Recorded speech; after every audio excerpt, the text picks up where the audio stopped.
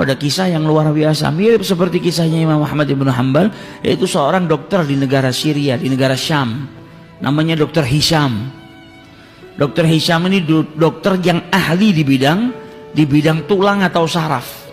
Jadi dia paling istimewa di Jazirah Arab. Setiap orang datang dari luar negeri untuk berobat sama si Dokter Hisham ini. Sampai pada suatu saat Dokter Hisham ini mendapatkan undangan seminar tentang ilmu yang dia dalami. Naik pesawat baru terbang beberapa waktu, ada gangguan cuaca yang buruk mengharuskan pesawat itu turun di bandara terdekat. Maka akhirnya dengan terpaksa pesawat itu mendarat di bandara terdekat.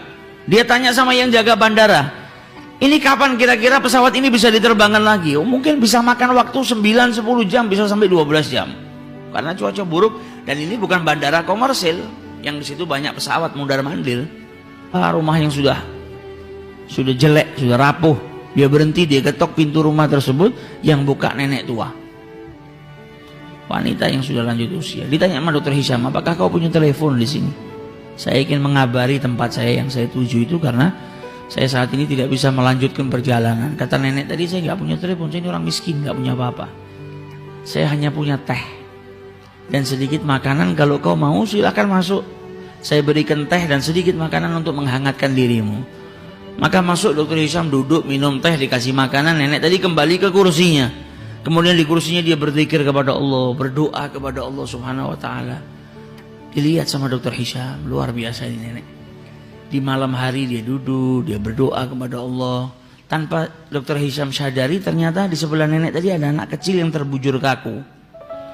Ditanya sama Dokter Hisham, ini anak sebelah kau ini siapa? Oh, ini cucuku. Mana orang tuanya? Orang tuanya sudah meninggal. Bapak ibunya mati sudah, yatim piatu.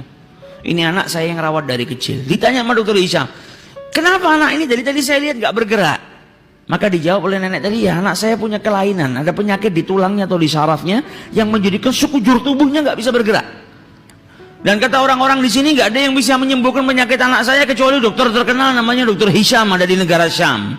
Tapi apalah daya, saya orang miskin, nggak punya apa-apa. Untuk pergi ke kota yang dekat saja saya nggak mampu, apalagi naik pesawat ke negara lain ngobatkan cucu saya nggak mampu. Tapi saya punya Allah. Kalau Allah sudah punya mau, nggak ada yang nggak bisa. Makanya saya terus mohon kepada Allah Subhanahu wa taala. Maka Dokter Hisham mendengar ucapan nenek tadi, badannya gemetar. Ya Allah, ternyata pesawat nggak bisa melanjutkan perjalanan, turun di bandara darurat. Saya naik mobil pun nggak bisa melanjutkan perjalanan, diberhentikan sama Allah di rumah nenek tua ini. Ternyata semua kejadian ini hanya untuk mengabulkan doa nenek tua ini yang tidak pernah berputus asa memohon kepada Allah Subhanahu wa taala. Jadi semua yang saya lakukan ini ternyata hanya cara Allah untuk mengabulkan doa si nenek tadi. Nah, ini istimewanya orang kalau sudah doa, nggak perlu mikirkan caranya kita orang. Ini nenek nggak perlu ngumpulkan duit, nggak perlu terbang bawa cucunya susah payah, nggak perlu mengikut antri dapat nomor sekian supaya mengobatkan cucunya. Dokter Hishamnya dikirimkan oleh Allah Subhanahu wa taala ke rumahnya.